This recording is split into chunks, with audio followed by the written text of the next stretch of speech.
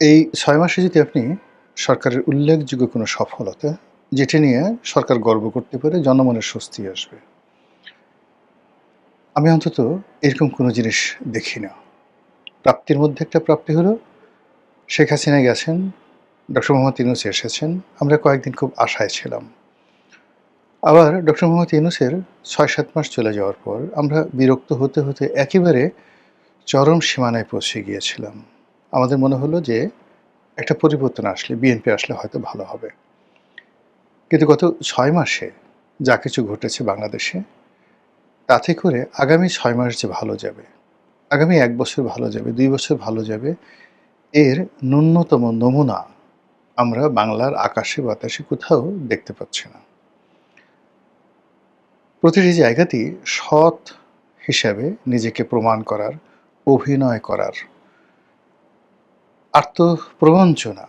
এর কারণ হলো যে যখন আপনি মূলত চোর কিংবা ডাকু কিন্তু সাধু সেজে থাকবেন, পৃথিবীর সব মানুষ বুঝতে না পারলেও আপনি বুঝতে পারেন। ফলে কি হলো, যখন একটা মানুষ অভিনয় করে, প্রকাশ্যে অভিনয় করে, তখন সেটিকে বলা হয় আত্মপ্রবঞ্চনা, নিজের সঙ্গে প্রবঞ্চনা। এই সকল কাজ যারা করে তাদের আত্মা মরে যায়। সোল যেটাকে বলা হয় সোল, এটা মরে যায়। তার বিবেক বোধ এটি শুকিয়ে যায়। বিবেক বলে কোনো জিনিস থাকে না। ভালো মন্দ পার্থক্য করার, যেটাকে আমরা হিদায়াত বলি, এই রাস্তাটা বন্ধ হয়ে যায়। তার পঞ্চেন্দ্রিয়, ঘ্রাণ নেওয়ার ক্ষমতা, দেখার ক্ষমতা, বোঝার ক্ষমতা, প্রায় সব জিনিসগুলো এলোমেলো হয়ে যায় এই আত্মপ্রবঞ্চনার কারণে। ঘুম ঠিকমতো হবে না, পায়খানা ঠিকমতো হবে না, প্রস্রাব ঠিকমতো হবে না। এমনকি যে স্ত্রী সঙ্গম, এটাও সম্ভব হয়ে ওঠে না যখন মানুষ নিজের সঙ্গে নিজে প্রবঞ্চনা করে। তো রাজনীতিতে যখন মানুষ এই আত্মপ্রবঞ্চনা করে, তার যে কি ভয়াবহ পরিণতি, এটি অতীতকালে আপনারা দেখেছেন। অতীতের যেহেতু যারা অনেকে মারা গিয়েছেন, তাদের সম্পর্কে বলা কবিরা গুনাহ, জাস্ট আপনারা বুঝে নেন। অনেকে অতীতে সাধু হওয়ার চেষ্টা করেছে, কিন্তু তারা সাধু ছিলেন না, চোর ছিলেন। অনেকে তারা ভদ্রলোক হওয়ার চেষ্টা করেছিলেন, কিন্তু তারা অসভ্য ছিলেন। অনেকে নিজেদেরকে চরিত্রবান মনে করার চেষ্টা করেছিলেন, কিন্তু তারা চরিত্রহীনতার জঘন্যতম পর্যায়ে ছিলেন। অনেকে দাতা, দয়ালু, এরকম একটা অছিলা করার চেষ্টা করেছিলেন, কিন্তু প্রকৃতপক্ষে তারা ছিলেন নির্মম, নিষ্ঠুর, পাষণ্ড, হালাকু চেঙ্গিস খানের আব্বা অথবা আম্মা। আপনারা জানেন যে তাদের সবারই বিদায় হয়েছে অত্যন্ত করুণভাবে, নির্মমভাবে, নিষ্ঠুরভাবে। তারা ধুকে ধুকে মরেছেন, বজ্রাহত হয়ে মরেছেন, তারপর লাঞ্ছিত এবং অপমানিত হয়ে মরেছেন। এবং তাদের বংশবৎ যারা আছে, বলতে গেলে তারা সবাই এই সমাজে নিন্দিত, নিগৃহীত, অপাঙ্ক্তেয়। রাজনীতির যারা মুনাফেক এবং প্রবঞ্চনাকারী, তাদের প্রথম শাস্তি হলো তারা নির্বংশ হয়ে যায়, তাদের কোনো বংশ থাকে না। এনিওয়ে, এখন এই যে নতুন যে সরকার, এই সরকারের মধ্যে বুকে হাত দিয়ে বলুন তো, আপনি চোখের দিকে তাকিয়ে বলুন তো, এই লোকটি সকালবেলা উঠে হারাম খাবার খায় না, হালাল খাবার খোঁজে এবং হালাল খাবার খায়। মসজিদে যায় অথবা ঘরে ফজরের নামাজ আদায় করে, আর হিন্দু হলে পুজো করে। তারপর মানুষের কথা চিন্তা করে, মানুষের জন্য কাজ করে। ঘুষ, দুর্নীতি, অনিয়ম করা তো দূরের কথা, তার ধারের কাছে যায় না। মন্ত্রী এবং এমপিদের মধ্যে এবং রাজকর্মে যারা নিয়োজিত, এরকম ভালো লোকদের সংখ্যা আপনি কয়জনকে জানেন, কয়জনকে চিনেন এবং কয়জনের ব্যাপারে সার্টিফিকেট দিতে পারবেন? এই গেল এক। ২ নম্বর হলো যে আপনি ভালো মানুষ হলেন, কিন্তু ভালো মানুষ হওয়ার পরও তো আপনাকে ভালো কাজ করতে হবে। অথবা আপনি মন্দ মানুষ, কিন্তু আপনি ভালো কাজ করতে পারেন, ইউ আর সাকসেসফুল। এখন আমাদের দেশে রাজনীতিতে, রাষ্ট্র পরিচালনায় ভালো মানুষ কয়জন আছে, কিন্তু যারা ভালো মানুষ কিন্তু ভালো কাজ করতে পারেন না, কিছু করেন না, চুপচাপ বসে থাকেন, এরকম লোকের সংখ্যা কত? অথবা মন্দ মানুষ, সেটা তার ব্যক্তিগত জীবনে সে বাইজি মহলে যায়, ঘুষ খায়, দুর্নীতি করে, কিন্তু অসাধারণ সে কতগুলো কাজ করতে পারে। প্রচণ্ড করিতকর্মা, প্রফেশনাল, বেনিভোলেন্ট, যখন যেটা ধরে সেটা করে শেষ করে ফেলে সুন্দরভাবে, চমৎকারভাবে আপনাকে দিন শেষে একটা আউটপুট দিতে পারে। তো এরকম অনেক ঘুষখোর কর্মকর্তা ঘুষ খাচ্ছে, কিন্তু সেই যে চেয়ারে সে বসছে সেই চেয়ারের রং পাল্টে দিচ্ছে। এরকম অনেক কর্মকর্তাকে দেখবেন যারা ব্যক্তিগত জীবনে খুবই দুর্নীতিপরায়ণ, কিন্তু কখনো ডিসি থেকেছেন, কখনো কমিশনার থেকেছেন, টিউনো হয়েছেন, মেজর জেনারেল হয়েছেন, এরিয়া কমান্ডার হয়েছেন, মন্ত্রী হয়েছেন, এমপি হয়েছেন, কিন্তু এই দেশকে তার অনেক কিছু দিয়ে গেছেন। এরকম লোক কয়জনকে আপনি চিনেন? তো এই প্রশ্নগুলো আপনি যদি সমীকরণ না মিলাতে পারেন, তাহলে সরকারের গত ৬টি মাস যেভাবে গেছে, আগামী ৬টি মাস তার চেয়ে আরও খারাপ যাবে। এই গেল এক। ২ নম্বর হলো যে আপনি যদি চিন্তা করেন অবৈধ ইনকাম, চাঁদাবাজি, নিয়োগ, বদলি, টেন্ডারবাজি, এই যে মন্দ কাজগুলো শেখ হাসিনার জমানাতে হতো, যে মন্দ কাজগুলো ইউনূস জমানাতে হতো, সেই মন্দ কাজগুলো কি এখন হচ্ছে না? যদি হয় তাহলে কারা করছে? তাদের সংখ্যা কি অতীতের চেয়ে কম না বেশি? তাদের যন্ত্রণা অতীতের চেয়ে কম না বেশি? এটার উপরে এই সরকারের ভবিষ্যৎ নির্ভর করবে। তবে একটা বিষয় এখানে খুবই মর্মান্তিক। সেটি হলো অপকর্ম করার জন্য যে বিভিন্ন সিন্ডিকেট রয়েছে, সেই সিন্ডিকেটের যন্ত্রণায় মানুষের জীবন ত্রাহি ত্রাহি অবস্থা তৈরি হয়ে গেছে। এখন সেই যন্ত্রণাটা কোন পর্যায়ের তার একটু উদাহরণ আপনাদেরকে দেই।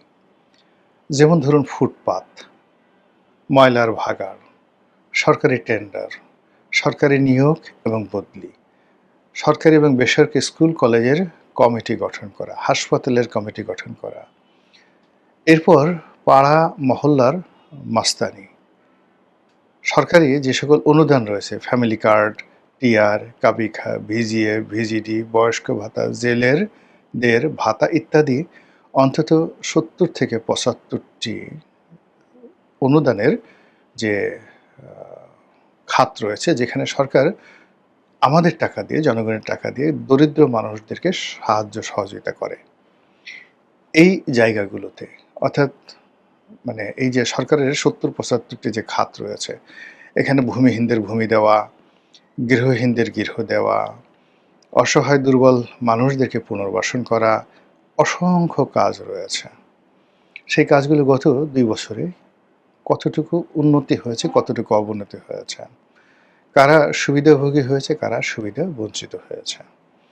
তো এই জায়গাগুলোতে আপনি দেখবেন যে অতীতে যারা ব্যক্তিগতভাবে এই অপকর্মগুলো করেছেন আর সিন্ডিকেশনের মাধ্যমে করেছেন, খোলামেলাভাবে বলি, যেমন ধরুন শেখ হাসিনার জামানাতে শেখ পরিবারের একটা সিন্ডিকেশন ছিল। এখন শেখ পরিবারের মধ্যে কয়েকটি গ্রুপ, মাদারীপুর, শরীয়তপুরের একটা শেখ পরিবার গ্রুপ আছে, একটা মানে ডিস্টেন্স রিলেশন, সবগুলো আঙ্গুল ফুলে বটগাছ হয়ে গেছে। তারপর ধরুন বরিশাল কেন্দ্রিক একটি শেখ পরিবার আছে, গিয়ে দেখুন তারপরে গোপালগঞ্জ, ফরিদপুর, এই বেল্টে একটি শেখ পরিবার আছে। আর একটা হলো খুলনা, বাগেরহাট, এই অঞ্চলে একটি শেখ পরিবার আছে।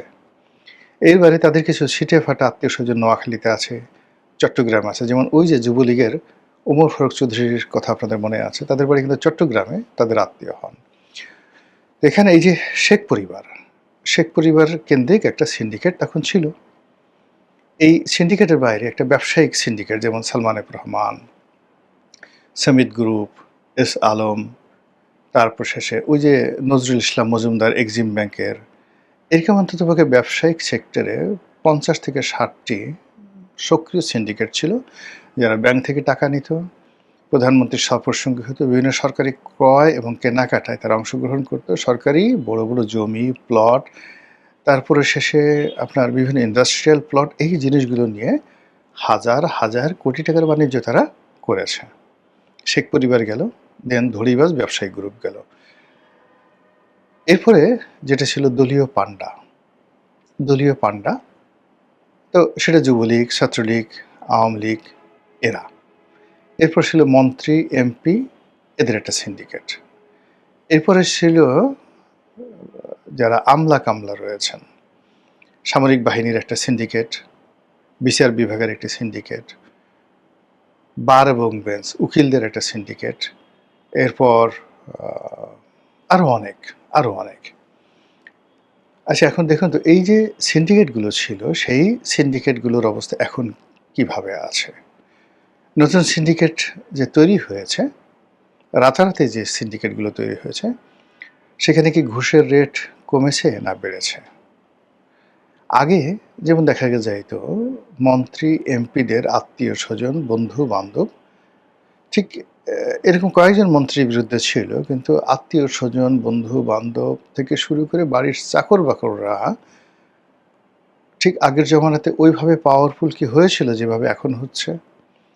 তখন শেখ হাসিনার একজন পিয়ন জাহাঙ্গীর, তার সম্পর্কে 400 কোটি টাকার পিয়ন, নাম নেওয়া যেত, জাহাঙ্গীরের চাকরি খাওয়া যেত। এবং আমরা যারা ছিলাম, আমরা জাহাঙ্গীরকে বকা দিতে পারতাম, ডাকতে পারতাম। জাহাঙ্গীর আমাদেরকে ভয় পেতেন, এখনও ভয় পান। আচ্ছা, এখন জাহাঙ্গীর ধরেন শেখ হাসিনার সঙ্গে 20 বছর 25 বছর ছিলেন। এখন ধরেন কেউ যদি ভাইয়ের সাথে থাকেন, অর্থাৎ তারেক রহমান সাহেবের সঙ্গে থাকেন, কেউ যদি অন্য কোনো প্রভাবশালী মন্ত্রীদের সাথে থাকেন, তাদের যে পরিমাণ তাণ্ডব এখন চলছে, তাদের নামটা কি আপনি উচ্চারণ করতে পারবেন? সঙ্গে সঙ্গে আপনার জিভ কেটে ফেলা হবে। সঙ্গে সঙ্গে আপনাকে মানে যাকে বলা হয় বাপের নাম ভুলিয়ে দেওয়া হবে। জাস্ট দুটো একটা উদাহরণ দিই। সম্প্রতি খবর আসছে সালাউদ্দিন সাহেব চলে যাবেন এলজিআরডি মিনিস্টার হয়ে, এখনও সেটা হয়নি। আর শহীদুদ্দিন চৌধুরী আনি, তিনি হবেন স্বরাষ্ট্রমন্ত্রী। আর কয়েকজন মন্ত্রী মানে হবেন এমপিদের মধ্যে থেকে, এইরকম একটা ফেসবুকে যাকে বলে প্রচারণা চলছে। দলে দলে মানুষ সেই শহীদুদ্দিন চৌধুরী আনির বাসায় যাচ্ছে, তার সঙ্গে তার কতকালের ছবি ছিল, কে আনির সাহেবের কর্মী, কে কোন এমপির কর্মী, কে কোন এমপির দোস্ত, এই জিনিসগুলো ফেসবুকে দিয়ে ফাটিয়ে ইতিমধ্যে কত পরিমাণ যে চাঁদা আদায় করা হয়ে গেছে, কত পরিমাণ যে পদপদবি দখল করা হয়ে গেছে, কত পরিমাণ বদলি এবং নিয়োগের যে আয়োজন করে শত কোটি টাকার মোটামুটি একটা সিরিয়াল তৈরি করা হয়েছে, একেবারে ম্যান অফ স্ট্রিট। হয়তো অ্যানির সাহেবের সঙ্গে কারো একটা ছবি ছিল, কারোর সঙ্গে একটা পরিচয় ছিল, সে এখন বলছে আমি অ্যানির কর্মী। কোনো একটা টেলিভিশনে হয়তো সে দখল করে বসে আছে। অ্যানি সাহেব জানেন অথবা জানেন না, কিন্তু এই যে এই লোকগুলোর কারণে কি হচ্ছে, এই যে যারা আসছে সে নতুন পদ পদবিতে এবং যারা আছেন এবং আগামীতে যারা থাকবেন, মানে তাদের পদ পদবি পাওয়াটা যেভাবে নাটকীয়, হারানোটা আরও নাটকীয় হয়ে যাবে শুধুমাত্র এই কর্মকাণ্ডের কারণে। আগের যারা সিন্ডিকেটের লোকজন ছিলেন, তারা মানে তাদের একটা সামাজিক পরিচয় ছিল, রাজনৈতিক পরিচয় ছিল এবং মোটামুটি একটা স্ট্যাটাস ছিল। কিন্তু এখন যে সিন্ডিকেটের যারা কর্তা ব্যক্তি রয়েছে, মানে এরা অনেকটা জীবাণুর মতো, অনেকটা ভাইরাসের মতো, অনেকটা কীটপতঙ্গের মতো।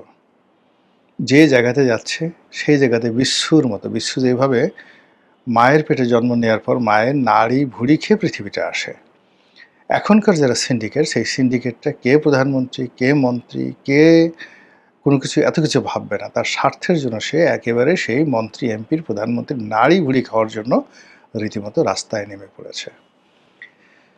সরকার যদি এই বিষয়গুলো সিরিয়াসলি না দেখে, সতর্ক না হয়, আমাদের কিছু হবে না আল্লাহর মেহরবানিতে।